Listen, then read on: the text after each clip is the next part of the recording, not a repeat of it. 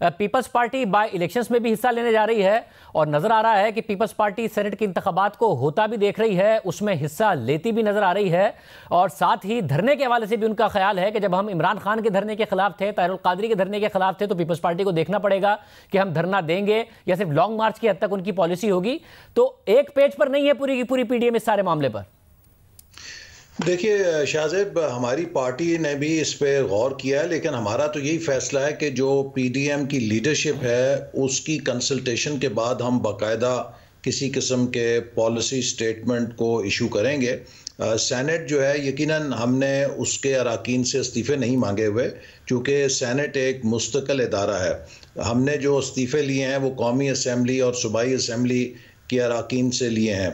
और जहाँ तक ज़िमनी इलेक्शन का सवाल है, इस पर भी हमने जो पीडीएम की लीडरशिप है उससे रजू किया है और मुझे उम्मीद है कि एक दो रोज़ में इस पर कोई बाकायदा पीडीएम की सतह पे ऐलान सामने आ जाएगा। तो जो भी पीडीएम की लीडरशिप फैसला करेगी, मुस्लिम लीग नून उसके मुताबिक चलेगी। मगर नून लीग समझती है कि बाई इलेक्शन में हिस्सा नहीं लेना चाहिए। देखिए, इसके ऊपर मुख्तलिफ आरा हैं। जो स्टीयरिंग कमेटी का हमारा इजलास हुआ था पीडीएम का, उसमें कुछ जमातों का ख्याल था कि हमें मुकम्मल बॉयकॉट करना चाहिए, लेकिन कुछ जमातों का ये ख्याल था चूँकि हमें सेनेट में हिस्सा लेना होगा तो इस मौके पर अभी बॉयकॉट जो है वो कबल अज़ वक्त होगा। और बॉयकॉट जब भी हो, वो हम जब इस्तीफ़ा दे दें तो उस वक्त तो उसको शायद ज़्यादा रेलेवेंट समझा जाएगा। तो इसलिए ये सारी जो आरा हैं, इनकी रोशनी में इंशाल्लाह जल्द ही पीडीएम लीडरशिप अपना फैसला करेगी और जो भी वो फैसला करेगी पीएमएलएन उसके मुताबिक फिर अमल करेगी। मतलब यानी सेनेट के इलेक्शन को होता हुआ पीडीएम देख रही है और सेनेट के इलेक्शन में खुद को हिस्सा लेता हुआ पीडीएम देख रही है। तो फिर अगर हिस्सा लेना है तो प्रोविंशियल असेंबली से आप इस्तीफे तो नहीं दे रहे होंगे उस वक्त तक। देखिए, जहाँ तक सेनेट में इलेक्शन में हिस्सा लेना है, जैसे मैं आपसे पहले कह चुका हूँ कि इस पर भी बाकायदा पीडीएम की लीडरशिप ही ऐलान करेगी, लेकिन सेनेट हमारे मुल्क का एक मुस्तकिल आइनी इदारा है। वो कभी डिज़ोल्व नहीं होता, वो हर वक्त मौजूद रहता है। हमारे जो कानूनी माहिरीन हैं वो इस बात का जायज़ा ले रहे थे कि उसके इलेक्टोरल कॉलेज की क्या कैफियत है, तो उनकी रिपोर्ट की रोशनी में हतमी फैसला फिर पीडीएम के सरबराह इजलास में होगा। आप लोग धरना चाहते हैं लॉन्ग मार्च के बाद, क्योंकि लॉन्ग मार्च आप करेंगे इस्लामाबाद से, अगर डिस्पर्स हो जाएंगे तो हुकूमत पर क्या फर्क पड़ेगा? आप समझते हैं कि धरना हो, मगर पीपल्स पार्टी की इस पर भी राय है कि अगर हम इमरान खान के और ताहिरुल कादरी के धरने के खिलाफ थे तो हमें सोचना पड़ेगा धरने के हवाले से।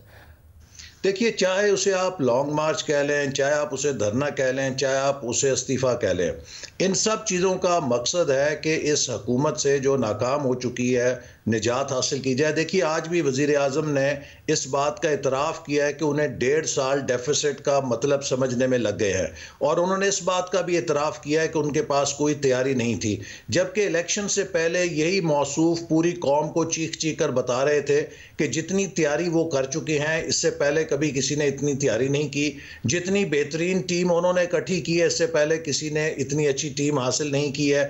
और आज अब ये बता रहे हैं कि मुझे तो पता नहीं चला कि मुल्क कैसे चलता है, मईशत कैसे चलती है। आज आपने अगर अखबारात में देखा होगा तो पाकिस्तान का सबसे दोस्त मुल्क तुर्की जो है, उसकी एक बड़ी कंपनी जो पाकिस्तान में सरमायाकारी कर रही है, वो भी एक बड़ा इश्तिहार दे के एहतजाज कर रही है कि हमारे दफ्तरों पे छापे मारे जा रहे हैं, हमें तंग किया जा रहा है, हमें हरासा किया जा रहा है। देखिए, हमने पाकिस्तान का क्या बना दिया? कौन फॉरेन इन्वेस्टर पाकिस्तान के अंदर आके सरमायाकारी करेगा? मगर ऐसे सिनेरियो में को भी आप मुजरिमाना उन पर छापे मारेंगे। मगर वज़ीर आज़म ये कह रहे हैं कि अब हमें समझ आ गई है और आप लोगों के पास कोई हिकमत अमली या इत्तेफाक नजर नहीं आ रहा है उन्हें गिराने के लिए या उन्हें हटाने के लिए, तो उन्हें दीजिए और टाइम पूरा, ताकि एक मुंतखब हुकूमत को पूरा टाइम मिले और आप उसके बाद उन्हें कह सकें कि देखें जी ये सीख के भी नहीं डिलीवर कर सके, अगर वो डिलीवर ना करें, वरना उन्हें डिलीवर करने दीजिए।